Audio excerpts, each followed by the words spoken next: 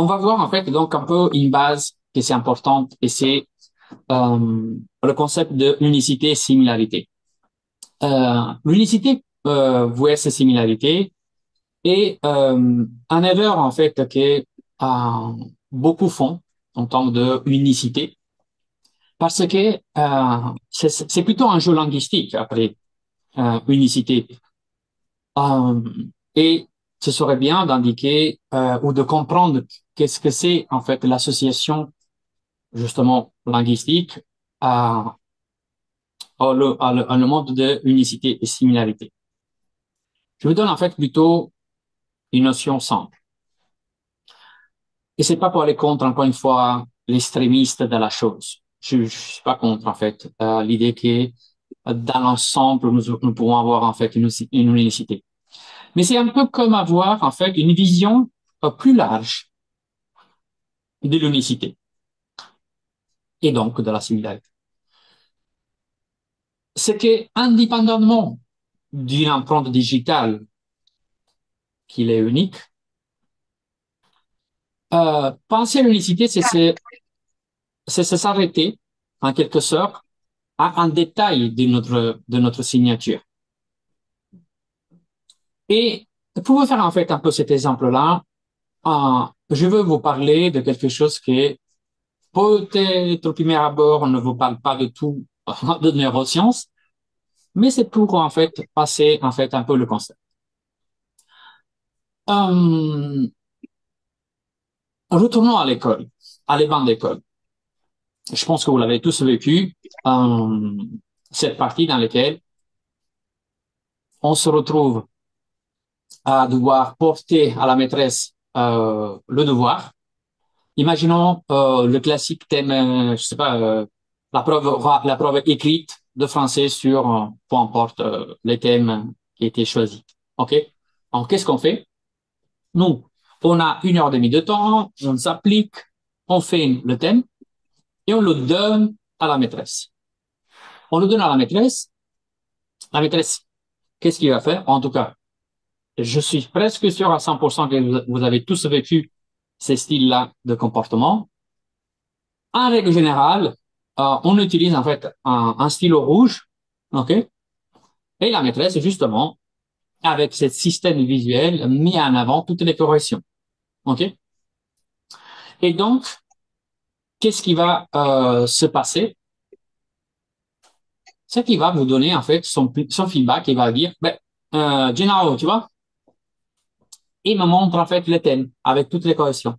Et il me dit, tu as fait une erreur là, avec cette technique-là. Hein. Tu as fait une erreur là, une erreur là, une erreur là, une erreur là, une erreur là.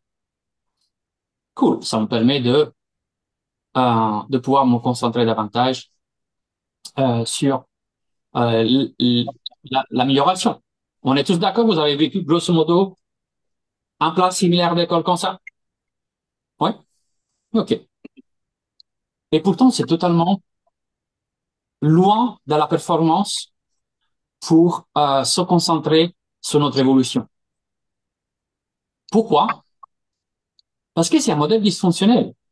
Correctif n'est pas fonctionnel comme on peut imaginer. Parce que grâce à ces systèmes-là, on se concentre uniquement sur ce qui est comme... Alors, attendez, je sais... Alors, attendez.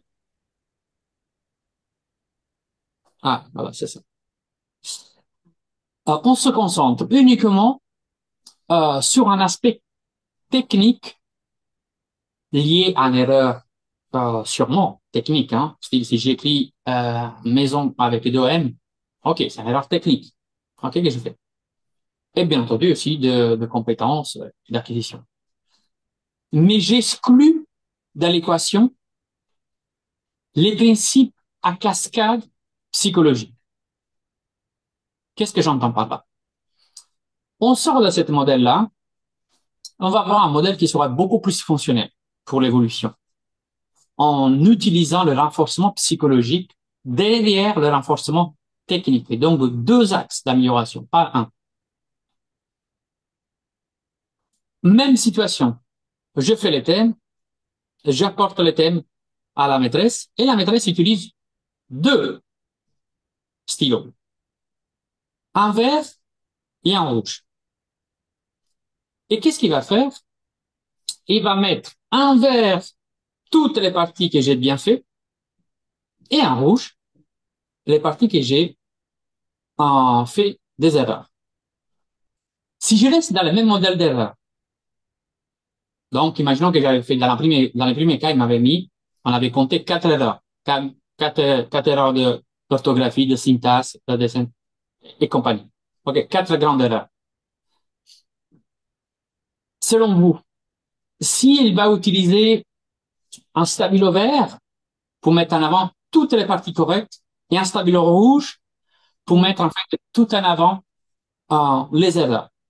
Selon vous, quel sera l'élément qui sortira le plus en avant? Les L'élément rouge, ou les mal faits? mal fait. C'est le bienfait, puisqu'il sera en majorité. Ah, Okay. Effectivement, Qui est mal fait de ressortir en premier. Pardon. effectivement, ce qui va être hum, plus en avant, c'est toutes les choses qui ont été bien faites. Et si on va regarder les statistiques, si on transforme ça en numéros, si j'analyse en fait 100% de données, et mettons que 10 sont erronés, je peux avoir deux clés de lecture. J'ai fait 10% d'erreurs ou j'ai fait 90% de réussite et 10% d'erreurs.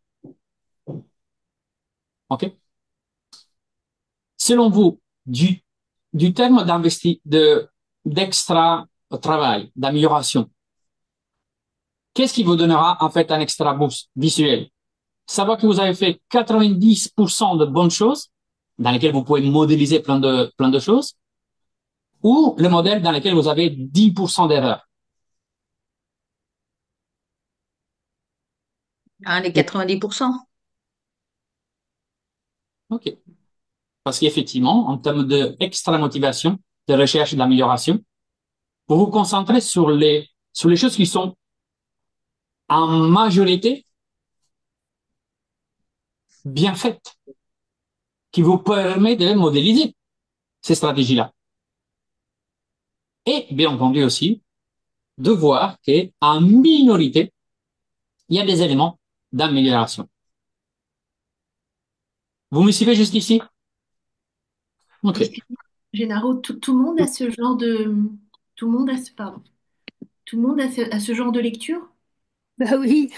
Parce qu'il y a des personnes qui vont peut-être se concentrer sur les 10% qui n'ont pas réussi et les éléments rouges et pas forcément voir les capacités et les bonnes choses réussies. Comme... Et tu parles de la maîtresse qui fait ce système ou qui le reçoit, ce système de feedback? Le feedback, Le feedback l'élève. au récepteur. Ouais. Ouais, on peut très bien voir que la partie rouge, Non, les mais erreurs. oui, je te pose peut-être la question, Apolline. Cette question que tu me poses est pour l'émetteur de feedback ou le récepteur de feedback? À qui tu fais référence avec Le récepteur. OK, Mm. OK. Donc tu parles de la personne qui reçoit un feedback. Oui. OK. La personne qui reçoit un feedback, s'il est exposé de telle manière où les 90% est plus attaché à la partie émotive fonctionnelle, la motivation que c'est le motif d'agir, d'amélioration, sera plus forte indépendamment de constater qu'il y a un 10% d'erreur. On parle par les systèmes évolutifs, les systèmes d'engagement. Ça ne veut pas dire en fait que les 90% doivent être en fait mal utilisés parce que je fais naissance. Si je te fais juste visuel et je te dis excellent, là t'imagines, t'as fait 90% un travail excellent, t'as respecté les virgules, les points, les parenthèses, les accents. Euh, effectivement, tu as fait tout juste. Et regarde juste ces quatre erreurs-là de conjugaison je sais pas, de double ou de X. Mais ça te permettra comme ça d'avoir les 100% la prochaine fois. Si tu reçois un feedback qui est soutenu par la partie émotive, automatiquement, les personnes, même celles qui seront concentrées en majorité à voir le rouge dans le vert et pas le vert dans le rouge, en termes de perception, ok? De toute façon, en termes de stratégie, tu es plus haut sur un feedback de 90-10 qui est de K10. Parce que dans les K10, il n'y a aucune mérite psychologique qui te donnera l'envie de continuer à part d'être soumis à j'ai mal fait, j'ai pas bien fait, et donc il y a un modèle uniquement de correction. Il n'y a pas un modèle de modélisation. Donc, il peut avoir, Apolline, des personnes qui vont euh, être portées à voir le rouge, bien entendu. Mais en termes psychologiques, tu renforces plus la possibilité de choper et de redonner l'envie d'évoluer que s'il n'y avait pas ces systèmes. Et d'ailleurs, en fait, regardez les résultats d'école. Une des plus grandes lacunes, c'est garder la motivation des enfants à l'école. Et c'est normal. Comment tu veux garder la motivation s'il n'y a pas de compréhension à quel point l'association émotive sur la modélisation de réussite et donc de mérite n'est pas utilisée? Si ça fonctionnait, leur correction, on aurait en fait un moyen d'école beaucoup plus élevé. Et nous sommes en fait dans l'une des secteurs les plus catastrophiques. Facilement à perdre aussi des élèves. OK? Ça manque beaucoup de compréhension de la psychologie évolutive de l'enfant,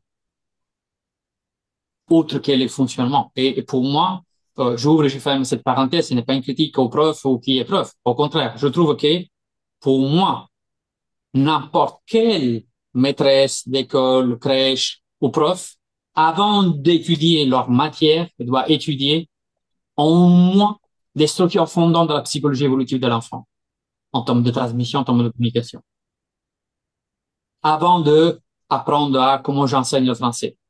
Parce que là, c'est pas la matière qui compte avant tout, c'est la perception et le niveau psychologique que ta façon de communiquer ce que tu sais produira à l'intérieur du récepteur. OK? Très intéressant. Super. Merci. Moi, j'ai une question, c'est si, par exemple, il y a 90% d'erreurs et 10% de réussite. J'allais demander ça aussi. Là, Et, bien entendu, s'il y a, pour le coup. pour les coups, s'il y a même la note inversée, il produira les mêmes éléments, c'est-à-dire tout faux ou une partie n'est pas tout faux. Ouais. Euh, Dans les deux cas, les doubles feedbacks, c'est toujours mieux qu'un seul. Pourquoi? Parce que dans le sens où tout est, on peut dire 90% est juste et 10% est erroné, il y a l'extra boost de mérite. Dans le sens inverse, 90 en erreur, Oui, sur le cerveau, en fait. c'est s'il n'avait pas de vert, dans les 90, j'ai fait quasiment tout faux, en fait. J'ai pratiquement tout fait faux. Chose que là, les profs vont dire, non, c'est pas tout à fait faux. Il y a quand même ça. Oui, certes. C'est une minorité par rapport à ça, mais quand même, concentre, ça, tu l'as fait juste. Modélise déjà ça. C'est toujours la même connexion. Il faut le voir pas comme les deux ensemble. Il faut le voir un sans l'autre. Et aujourd'hui, la réalité, c'est qu'on fait un seul sens de feedback, c'est uniquement sur les modèles erronés. OK? Mais alors, vous pouvez vous demander, oui, mais généralement, attends, t'es parti dans unicité, similarité, t'as parlé d'école, t'as parlé des feedbacks, t'as parlé de ça, où il y a tous les sens là-dedans. Et l'essence, il est simple.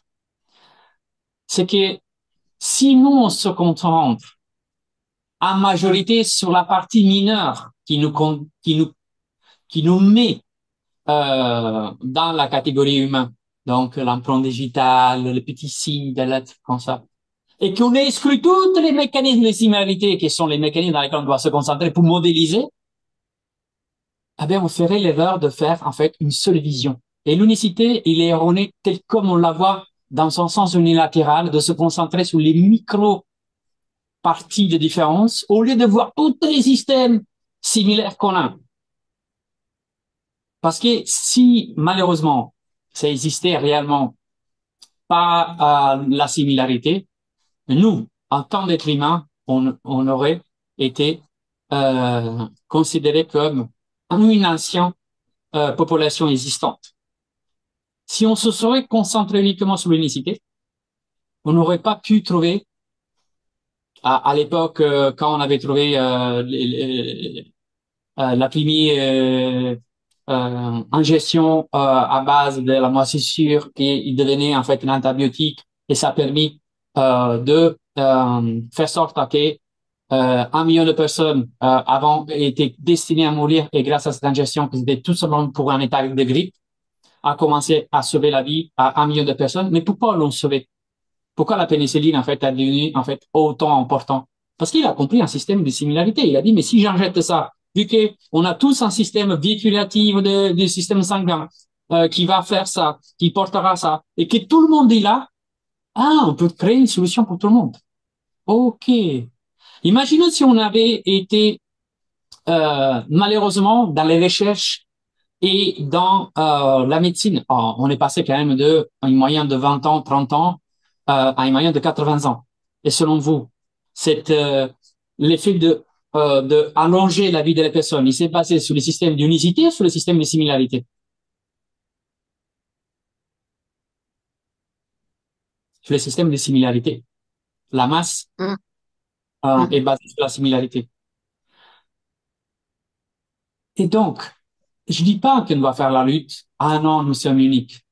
Si tu veux, la mettre sur cet aspect d'unicité parce que tu te concentres en fait à les micro-détails qui t'appartiennent. OK. Moi, en termes de survie, en termes d'espèce, en tout cas moi, Gennaro, et c'est ma vérité, j'obligerai personne à y croire, à part les neurosciences aussi, je préfère appartenir Je veux que les médecins ou les chercheurs me considèrent comme similaire parce que la solution qui apporte à Isa, à Martin, à Emmanuel, je pourrais en bénéficier. Autrement, si, pour me sauver, il doit juste m'expertiser moi, et s'il rate moi, en fait, moi, j'ai pas de chance de le sauver. Considérez vos clients uniques, c'est une erreur primordiale. Parce qu'en fait, vous mettez à l'écart tous les mécanismes de similarité qui, au contraire, vous pouvez modéliser pour tous vos clients. C'est comme créer, en fait, une pénicilline adaptable, en fait, à plusieurs clients au lieu de travailler en unicité. Ça ne veut pas dire qu'on ne considère pas existant les signatures uniques. Mais dans l'intervention, on se concentrera en majorité sur tous les modèles dans lesquels on peut intervenir. Et c'est beaucoup plus les systèmes similaires que l'unicité. Si on pense à la survie, si on pense au mécanisme de fonctionnement, nous avons beaucoup plus de similarités de unicité. OK? Et effectivement, bon, on va voir en fait même qu'une partie tellement importante que c'est notre génome, il est égal à 99,9%. Donc, ça veut dire que vous voulez vous concentrer sur les 0,1%. OK, nickel. Alors, accompagne le 0,1% de l'humanité. Ou c'est plutôt une bonne nouvelle de savoir en fait que il y a quand même 99,9% de personnes que je peux aider via les systèmes de similarité. Tu vois, les systèmes cérébrales, si on regarde, je vous ai marqué ici quelques parties importantes, mais juste pour vous montrer que quand même c'est des structures fondantes de l'humain. Nos cerveaux et nos régions spécialisées telles que le cortex préfrontal pour la prise de décision, la partie amygdale, hippocampe, relationnel, émotionnel, est commune à tout le monde.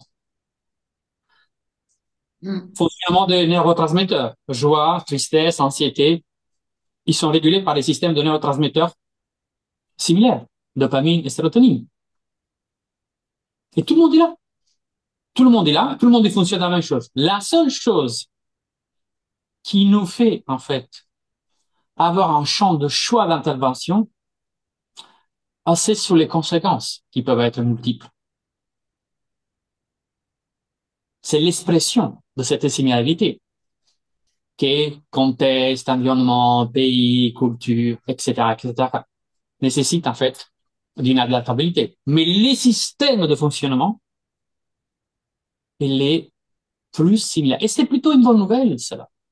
Parce que ça veut dire que si j'arrive par compétence, et surtout, déjà qu'il y a une ouverture de pensée, de considérer pas unique la personne que j'ai en face, mais j'inverse la perception de lui, dans laquelle je respecte les petites signatures uniques qu'il a, mais je le considère comme similaire à l'autre client qui avant est arrivé en termes de mécanisme de fonctionnement, mais je serai plus smart aussi dans mon intervention, parce que je ne pars pas à chaque fois de zéro, mais je repars en fait sur un modèle qui est déjà, je sais déjà que ben, comme mon client d'avant génère la tristesse, ben, lui aussi la génère de la même façon.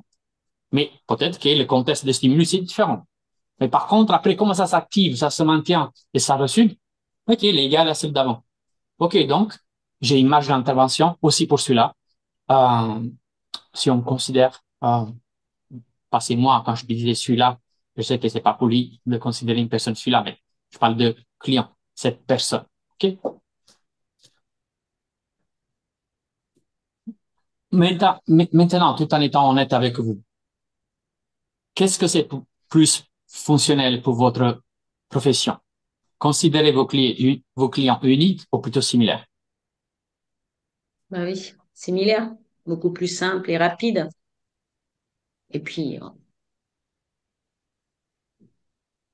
c'est du concret en fait aussi, Hein? je trouve, puisqu'on on est tous fait pareil à ce niveau-là. Donc, c'est déjà un avancement. Ça sert à rien de travailler, d'aller chercher des choses, alors que ça, c'est un fait et tout le monde a ça en lui et fonctionne pareillement. Et selon vous, sous cette ère, qui nous unit réellement? Nos systèmes de similarité ou nos systèmes d'unicité? Qui nous rend presque une Ah seule bah, entité? similaire, similaire. Mm. Et ça, c'est un peu le paradoxe, en fait, de certaines formes, euh, si je reste poli, de médiocrité de connaissance de l'humain. Aussi dans la spiritualité qu'on pense à l'unicité. Mais on pense à l'unicité et après, derrière, on associe, nous sommes le tout un. Et d'ailleurs, en fait, c'est un contraste psychologique important parce que je fais naissance. Une pierre unique, une pierre, une chose unique, c'est qu'il n'existe pas d'autre. OK? Et qu'est-ce qu'il a lié, en fait, à une autre pierre, à part de penser que c'est une pierre? Il n'y a rien, parce que unique, elle reste unique, une pierre isolée, unique. Chose que nous sommes tout un parce que nous avons plus de similarités de qu'est-ce que nous on imagine d'avoir. C'est pour ça, en fait, qu'on se sent compris souvent quand on est dans un environnement, je le sens, qui nous comprend, qui est assez similaire à nos caractères, à notre sensibilité. Mais si on était tous uniques, qui nous comprenait? Si on avait tous aucune similarité comportementale, de pensée, de vision, ou de sensation, de sensibilité. Au contraire. C'est parce que, et mieux que ça existe comme ça, le niveau d'appartenance peut se développer davantage dans la similarité. C'est là où on se sent seul d'ailleurs, ou alors où la solitude prend place, où un tas de choses peuvent venir nous perturber si on se croit unique et Voilà. Mais est-ce que l'unicité, je comprends tout à fait ce que tu communiques et je suis tout à fait d'accord, mais euh, Et, nos différences sont liées dans notre vision du monde. Pour moi, ce qui est unique chez chacun, c'est notre façon de voir les choses, c'est notre propre vérité, on va dire. C'est et notre ça, interprétation de ce que ces similarités ont généré en nous. ça c'est une illusion que tu as. Penser que tu es hum, là à voir le monde comme ça, c'est une illusion. Ben, on n'a pas tous la même vision du monde, c'est pas possible, j'ai Ou l'impression. je peux te dire en fait que des visions de monde comme la tienne, c'est que tu pourrais échanger avec les 8 milliards d'êtres humains, tu trouverais beaucoup de gens qui la pensent comme toi, qui voient le monde comme toi. c'est pas possible. Hmm. Dans les détails, c'est impossible. Parce qu'on n'a Ah, pas tous les mêmes expériences de vie. Je te parle, là, je me fonde sur la PNL, c'est-à-dire que, je me souviens plus de ce, La carte n'est pas le territoire. c'est ça, mhm, voilà, c'est oui, ça. mais attention, attention. S'il vous plaît, quand vous apprenez quelque chose, essayez d'élargir votre champ d'application et de logique. Ne restez pas Hmm. focus sur un bout de la vérité. OK? Quand on dit la carte n'est pas le territoire, OK? Il en a de vous expliquer que, effectivement, vous avez votre propre interprétation de la réalité. Mais ça ne veut pas dire que vous Hmm. êtes le seul à l'avoir. Ce qui vous appartient, c'est une chose. Effectivement, chacun de nous a une interprétation de la réalité. Mais avoir une interprétation de la réalité n'exclut pas que d'autres peuvent avoir la même interprétation de la réalité que moi. Qui l'exclut? Non, je dis pas ça, je dis juste que dans les détails infimes. Et si, non, tu dis que dans les détails infimes, tu es différent Mais et la c'est seule à l'avoir. impossible que tu aies la même façon d'entendre, de sentir, de toucher, de voir. Euh, j'ai oublié un sens. Hein, mais faisons une chose plus simple. Exactement pareil, c'est pas possible. Oui, alors, attends. Regarde, Eve, faisons un test en live. OK, comme ça, tu te rends compte, en fait, un peu des choses. Euh, quel est un de tes sujets dans lesquels tu aimes bien peut-être bouquiner ou, je sais pas, passer du temps pour t'enrichir? Donne-moi un thème. Ou sinon, Les neurosciences. ok, je te le fais plus simple. Je te le fais plus simple. Dis-moi un principe de vie, vraiment où pour toi est comme ça, tu le vois comme ça et c'est comme ça et pas l'envers. Un principe de vie Important que je pour vois toi, comme... hein. Comment? Important pour toi. Une chose Important. importante pour toi sur la vie. Euh, c'est écouter, savoir écouter ce qui se passe autour de soi, les gens, le monde, etc. Mais toujours rester dans la prise de recul, c'est-à-dire ne pas s'abreuver sans réfléchir. Ok. De 0 à 10, à combien est-il important ça pour toi? Comment? De 0 à 10, à comment cela est important pour toi? 10. 10? Ok. Euh, quand tu dis 10, c'est quelque chose qui émotivement, il te prend aussi? Ouais, C'est important? Ok, ouais. super. Ok, super. Euh, si quelqu'un t'imposera le contraire, tu serais pas content de changer cette truc-là. T'es d'accord? Ouais, pas du tout. Ok. C'est quelque chose à la mode de toi. Mm. Ça, c'est quoi? C'est comment tu vis cette partie de l'humain. Ok? Et c'est important. Et personne ne le changera pour toi. Tu es d'accord avec moi? Ouais. Ok, super. Et ça, c'est ta propre vision? Comment? Ça, c'est ta propre vision. Ma propre vision. Ben Ok. oui, après, si on peut discuter longtemps et on rentre dans Oui, les mais en tout détails. cas, en tout cas, c'est ta propre vision. Ok? C'est Vas-y, c'est no. ok. Ok. Oui, non, je dis pas que tu peux pas trouver. Mais en tout cas, c'est ta vision. On est d'accord? Ok, merci Eve, pour ton partage. Euh, comme ça, rapidement, au lever des mains. Qui c'est la vision, qui partage la vision de Eve, comme ça comme il l'exprime. C'est le libre arbitre, en fait, Ève, que tu dis. C'est de... Isabelle, Emmanuel, Christine, Marjorie, Gilles, Suzy, Ingrid, Marie-Catherine. Ok, C'est juste, c'est plus une question de rester sceptique, de ne pas dire, OK, alors si 200 000 personnes pensent comme ça, et même si je trouve qu'il y a des bonnes idées, eh ben je pense pareil. Non, c'est juste prendre du recul et dire, OK, 200 000 personnes pensent comme ça, mais je m'en fous, je vais d'abord réfléchir à ce qui se dit. Ouais. ok, ok. Eve, tu viens de vivre la preuve que tu as une vision qui n'est pas unique. Il y en a eu Hmm. 8, 2, 10. on a partagé ta même propre vision. Et pourtant, ce que tu vis à l'intérieur est une illusion de penser que tu es la seule à voir le monde comme ça. C'est une illusion de l'humain. C'est pas une vérité absolue. Après, à combien on peut le mesurer, à quel type de pourcentage? Ça, ok, on peut avoir en fait sur 8 milliards, peut-être que les 0,5% qui la pensent comme ça. Mais ça suffit les 0,1% pour démontrer que tu n'es plus l'unique à le penser comme ça. Et je Ok? te parlais pas en termes comment dire? Pour moi, une vision du monde, c'est aussi Et d'autres personnes puissent être sensibles à la vie telle l'engrammage sensoriel, tu vois. Enfin, c'est pas que possible que ce soit le je sens. même. Euh, encore une fois, la preuve qu'on ne pourra pas faire, bien entendu, ici, indépendamment pour les instruments, le temps et surtout, en fait, la capacité de l'audience, c'est qu'on n'a pas des éléments, il n'y a pas de données. Mais la preuve, en fait, sur un thème facile à prouver, on a vu, en fait, que on a beaucoup de familiarité et de similarité sur les grands axes de notre propre existence, autre que sur les mécanismes de fonctionnement. OK? Que c'est encore plus structurel, euh, sur les mécanismes de fonctionnement de l'humain. Ok.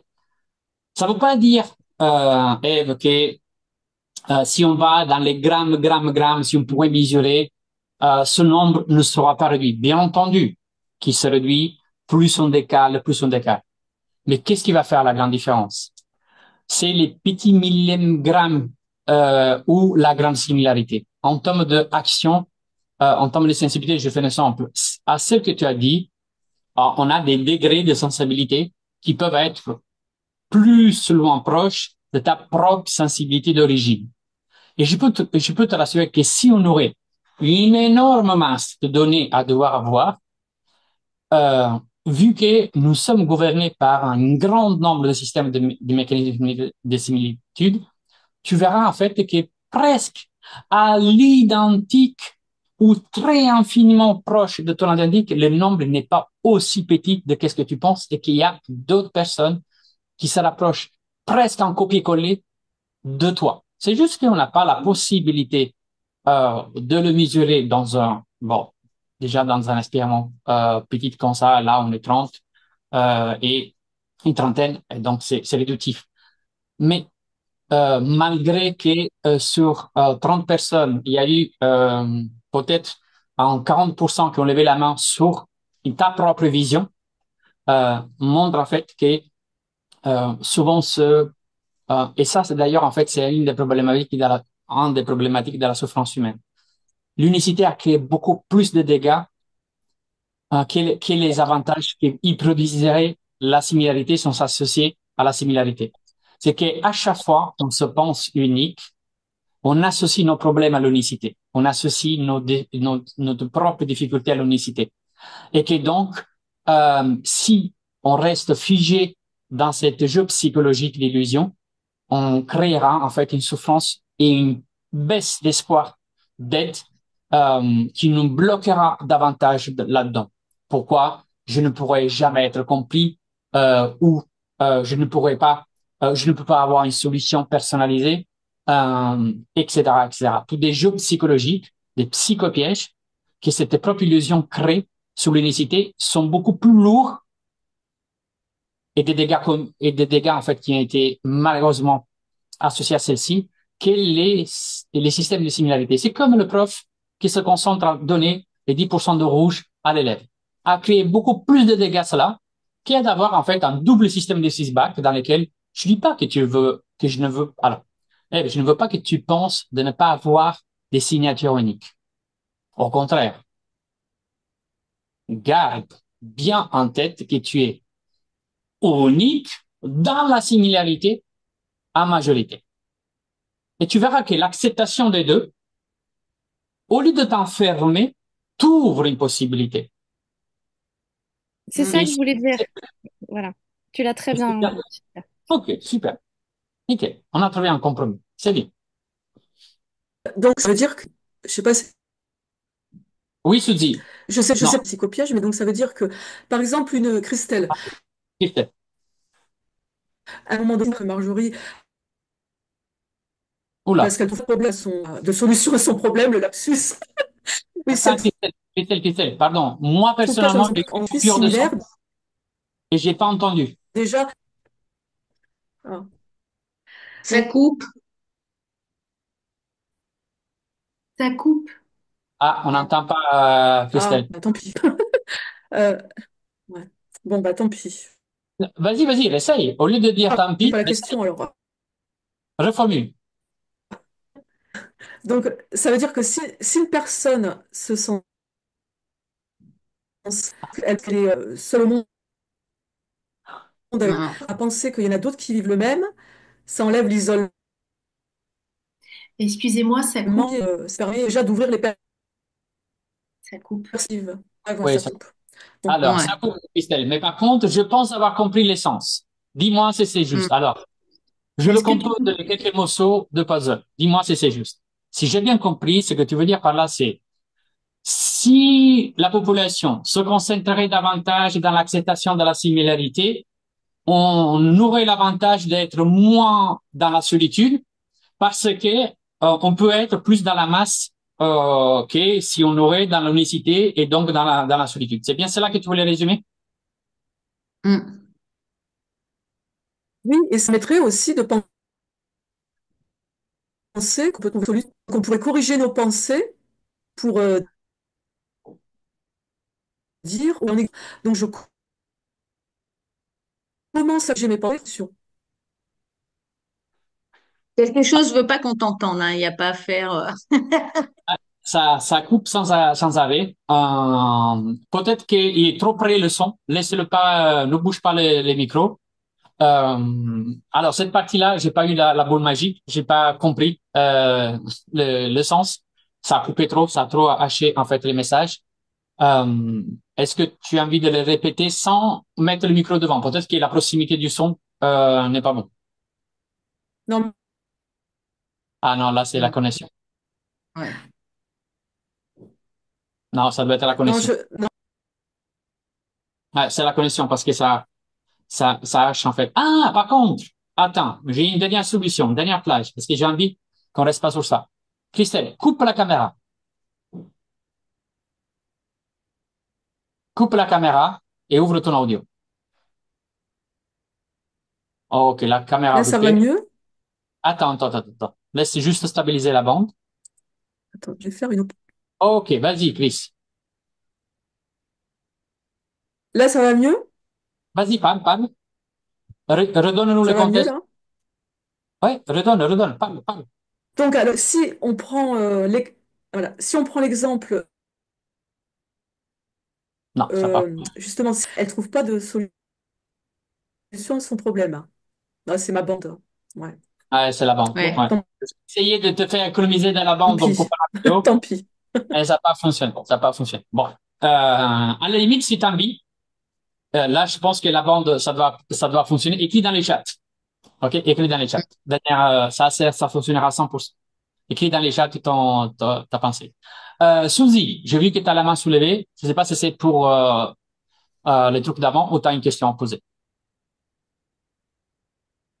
Non, je pense que c'était par rapport à avant. OK. Super.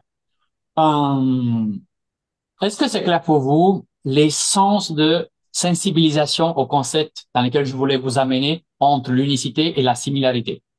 En termes de stratégie, si on pense en Mm. termes vraiment numériques de stratégie, on a beaucoup plus d'intérêt à travailler dans la similarité que dans l'unicité.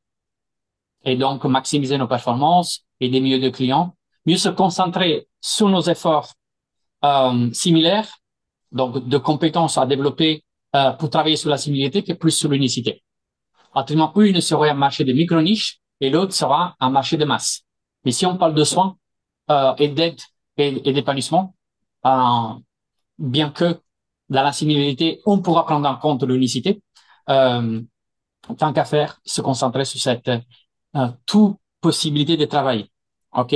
Donc, la similarité.